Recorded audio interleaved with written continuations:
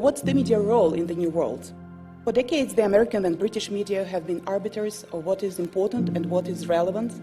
And a lot of us, even not from the West, had the particular picture of what was going on in the world made by the mainstream media.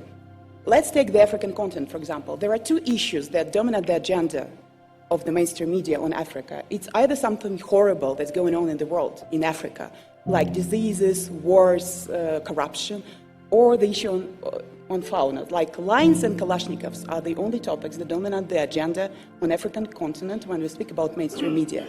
This monopoly of narratives takes place on the global scale as well. It is a very simple and formula. When something important takes place and becomes an important cultural issue in the US, it's very quickly being extrapolated to the rest of the world.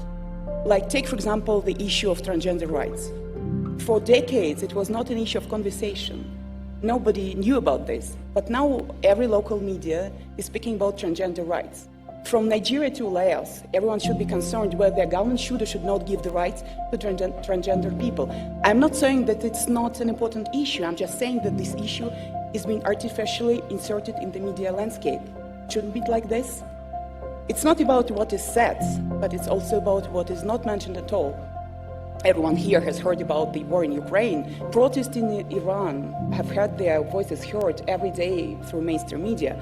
But protests in France, for example, like Yellow Vest protests, were barely mentioned in mainstream media.